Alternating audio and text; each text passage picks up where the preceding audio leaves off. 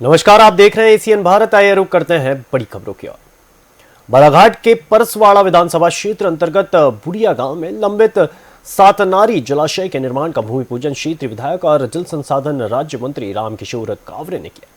इसे बनने के बाद आधा दर्जन ग्राम पंचायतों के 2000 किसानों को सिंचाई के लिए पानी मिलेगा।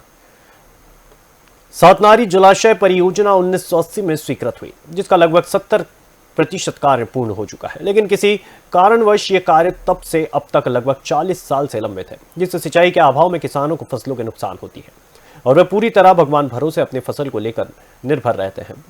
परियोजना को लेकर किसानों में खुशी का माहौल रहा और वे अब अपनी फसलों के सिंचित होने को लेकर पूरी तरह से आशान्वित हो चुके हैं।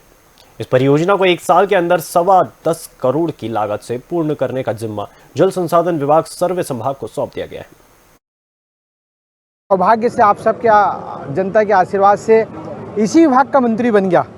तो मैंने पहली बार जब विधानसभा मंत्रालय में शपथ लेने के बाद में पहली बार जब अपना पदभार ग्रहण किया तो मैंने सबसे पहले सातनारी जलाशय की फाइल बुलाई। मैंने इसके आदतन स्थिति को देखा और इसके आदतन स्थिति को समझ के मैंने विभागीय अधिकारियों से चर्चा करके सारी कार्रवाई जो हमको फॉरेस्ट की जो डूब का क्षेत्र था उसकी ज़मीन की हमने व्यवस्था की।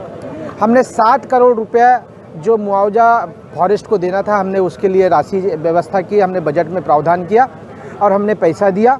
और उसके बाद में हमको 54 हेक्टेयर ज़मीन हमको फॉरेस्ट विभाग को राजस्व के मामले उससे देना पड़ा। हमने वो व्यवस्था भी की।